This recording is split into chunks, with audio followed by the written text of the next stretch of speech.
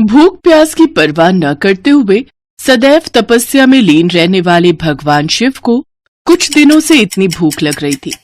पार्वती, भोजन बन गया क्या? बहुत जोरों की भूख लगी है। ला रही हूँ स्वामी। ये लीजिए भोजन, आराम से खा लीजिए। मैंने आपकी थाली में पेट भरने वाले सभी व्यंजन परोस दिए हैं। अब संध्या को ही भोजन बनेगा, तब तक मुझे नहीं लगता आपको भूख लगेगी। हाँ, ऐसा ही होना चाहिए। बहुत भूख लग रही थी। शिवजी ने थाली का भोजन समाप्त कर लिया और आधे घंटे बाद फिर बोले, पार्वती, बहुत भूख लग रही है। उस भोजन का कुछ हिस्सा बचा है क्या? नहीं, उसमें से तो कुछ नहीं बचा, सारा आपको परोस दिया था। आपको फिर भूख लग गई है क्या? हाँ, ऐसा लग रहा है जैसे कुछ खाया ही नहीं है। कुछ बना दो पार्वती, बहुत भूख लग रही है। ठीक है, मैं कुछ बना देती हूँ।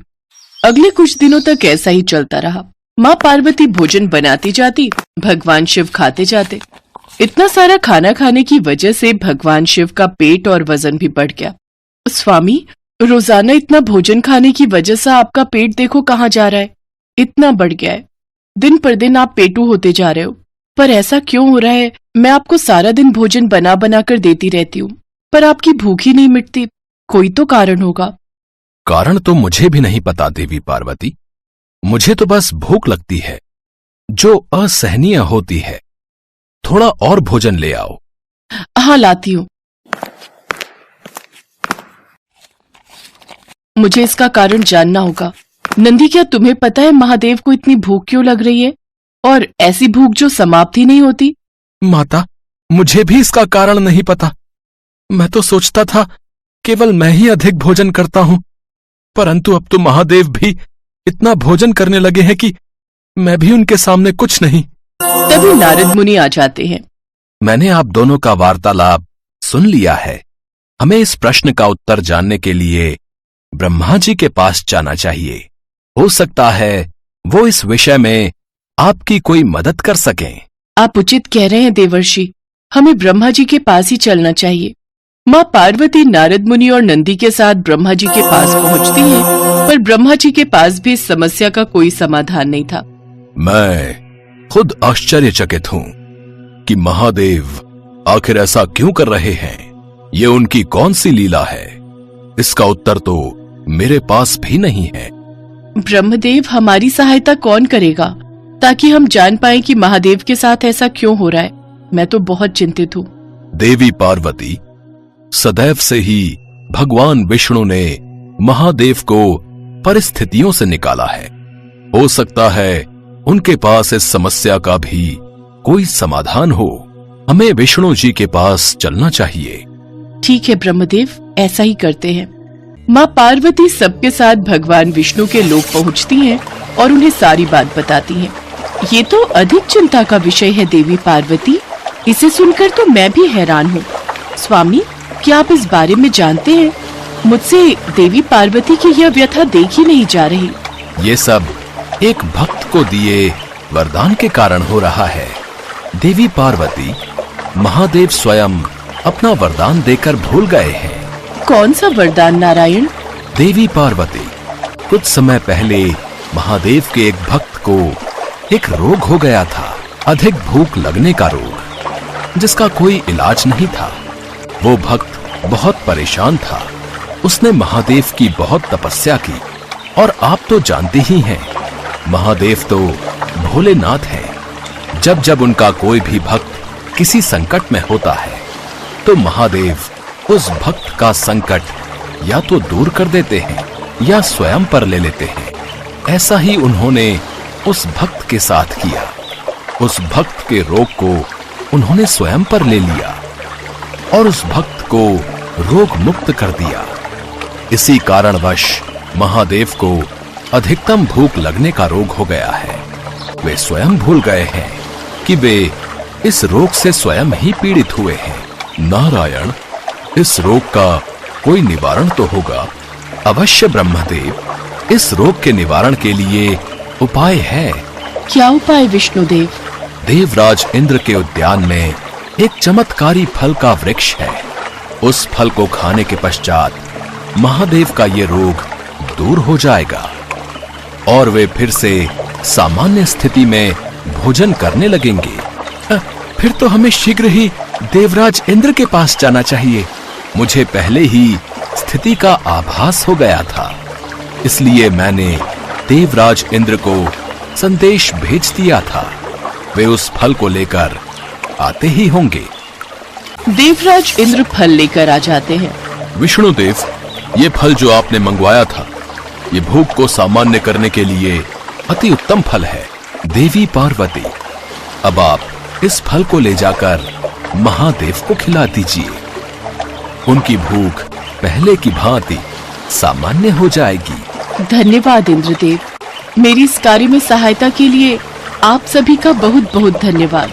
माँ पार्वती वह चमत्कारी फल लेकर नंदी के साथ वापस कैलाश पर्वत पर लौट आती हैं और महादेव को वह फल खिला देती हैं। अरे वाह, ये फल तो बहुत स्वादिष्ट है। ऐसा लग रहा है मैं बिल्कुल तृप्त हो गया हूँ। इस फल को खाकर तो मेरी भूख भी शांत हो गई है। माते, लगता है फल ने अपना असर कर दिया है। क्यों? क्या ये कोई चमत्कारी फल था पार्वती? हाँ स्वामी, मैं आपको सारी बात बताती हूँ। माँ पार्वती भगवान शिव को पूरी बात बताती हैं, जिसे सुनकर वे स्वयं पर बहुत हंसते हैं। उन्हें अभी तक यकीन नहीं हो रहा था कि वह सचमुच इतने पेटू बन गए थे कि लगातार खाए ही जा रहे थे। माँ पार्वती की चिंता दूर हो गई और चमत्कारी फल को खाने के पश्चात भगवान शिव की भूख पहले जैसी सामान्य हो गई।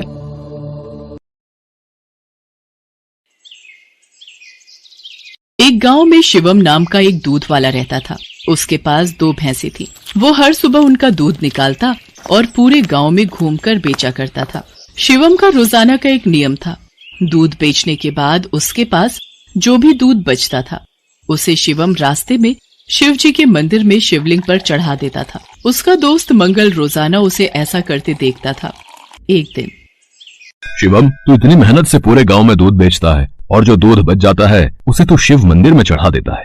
बाकी लोग तो शिवलिंग पर थोड़े से दूध में पानी मिलाकर चढ़ाते हैं। तू भी ऐसा किया कर और बाकी बचे दूध को इकट्ठा करके उसकी दही और घी बनाकर बाजार में बेच दिया कर। इससे तेरी दुगनी कमाई होगी। मंगल, मैं भोलेनाथ को अपना पिता मानता हूँ, इसलिए उनकी भक्ति और सेवा करता हूँ। भोलेनाथ की कृपा से मेरी इतनी कमाई हो जाती है जिससे मैं खुश रहता हूँ।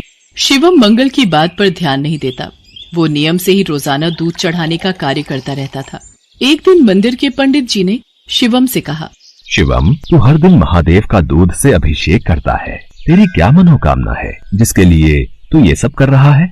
पंडित जी, मुझे भोलेनाथ से कुछ नहीं चाहिए। मैंने कई बार कुछ लोगों को दूध में पानी मिलाकर चढ़ाते देखा, तो मुझे लगा भोलेनाथ पानी मिला दूध पीकर कमजोर न हो जाए, इसलिए मैं उनको दूध चढ़ा देता हूँ। अच्छा, फिर ठीक है। एक दिन गांव में तेज बारिश हो रही थी।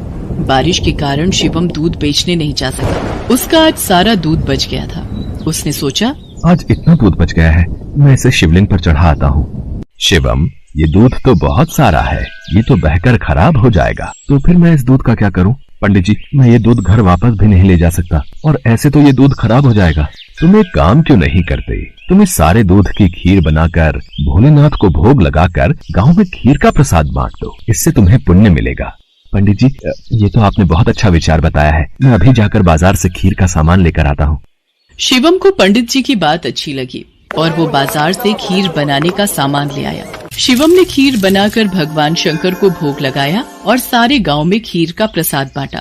इधर कैलाश पर्वत पर भगवान भोलेनाथ के मुख पर खीर लगी देख माँ पार्वती उनसे बोली, ये तो जरूर भगवान कृष्ण की भेजी हुई कोई चमत्कारी गाय दिखाई पड़ती है, जैसे उनका कोई आशीर्वाद हो। देवी पार्वती, ये मेरा प्रिय भक्त शिवम है। इसकी निश्चल भक्ति ने मेरा मन जीत लिया है। ये मुझे अपना पिता मानकर मुझे प्रतिदिन दूध और खीर का भोग लगाता है। ये मेरी चिंता करता है और मुझे बिना पानी मिला दूध चढ़ाता है। मेरे भोले भाले भक्त की भावना देखो, ये समझता है कहीं मैं पानी मिला दूध पीने से कमजोर न हो जाऊं, इसलिए ये दूध से अभिषेक करता है। प्रभु, फिर तो अपने इस भक्त पर कृपा करने के लिए हमें इसकी परीक्षा लेनी चाहिए। तो देर किस बात की देवी पार्वती, हम अभी पृथ्वी पर चलते हैं और अपने भक्त शिवम की परीक्षा लेते हैं।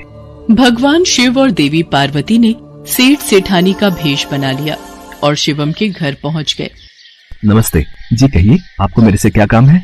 हमने तुम्हारे बारे में बहुत सुना है। तुम बहुत ताजा और शुद्ध दूध बेचते हो, इसलिए हम तुमसे दूध खरीदना चाहते हैं। तुम रोजाना अपना सारा दूध हमें बेच दिया करो। हम हर दिन तुम्हारा सारा दूध खरीदेंगे और तुम्हें दूध बेचने के लिए पूरे गांव में भागना भी नहीं पड़ेगा। हमारे लोग यहीं से दूध ले जाएंगे और पैसे तुम्हें दे देंगे। मैं आपको सारा दूध नहीं दे सकता। मेरी भैंसें जितना दूध देंगी उसमें से थोड़ा दूध मैं भोलेनाथ के अभिषेक और खीर के प्रसाद के लिए रखूंगा। पर हमें तो रोजाना बहुत दूध चाहिए। तुम सारा दूध दे दो, भले ही दाम 4 गुना ले लो, तुम्हारी अच्छी कमाई हो जाएगी। नहीं सेठ जी, मैं आपको सारा दूध नहीं दे सकता। आपको दूध लेना है तो मैं शिव मंदिर के हिस्से का दूध अलग करके ही आपको दे सकता हूँ, नहीं तो कोई बात नहीं। चलो भाग्यवान, हम कहीं और से दूध पता कर लेंगे। ये तो कोई बहुत बड़ा शिव भक्त जान पड़ता है। सेठ और सेठानी वहाँ से चले गए। कुछ दूर जाकर उन्होंने एक गरीब ब्राह्मण का भेष बना लिया। देवी पार्वती, अब हमें अपने भक्त की परीक्षा किसी और तरह लेनी होगी। भगवान शंकर और माँ पार्वती मंदिर की सीढ़ियों पर बैठ गए। शिवम दूध बेचकर मंदिर जा रहा था। उसने एक गरीब ब्राह्मण ब्राह्मणी को रोते देखा। आप दोनों क्यों रो रहे हो? मुझे अपनी परेशानी बताओ, शायद मैं आप दोनों की सहायता कर सकूं। बेटा, हम दोनों कई दिनों से भूखे हैं, हमारे पास खाने को कुछ नहीं है। आप परेशान मत होइए, मेरे पास कुछ दूध बचा हुआ है और एक डिब्बे में ये खीर है। आप ये दूध पी लो और ये खीर खा लो, इससे आपका थोड़ा पेट भर जाएगा। भगवान शंकर तुम्हारा भला करें बेटा, आज तुमने हमें ये दूध और खीर खिलाकर तृप्त कर दिया। यदि मैं आपको भूखा छोड़कर भगवान भोलेनाथ को ये दूध और खीर का भोग लगाता तो वो भी इसे ग्रहण नहीं करते, क्योंकि जिस तरह से मैं उन्हें अपना पिता मानता हूँ तो वो भी तो आपके पिता हैं।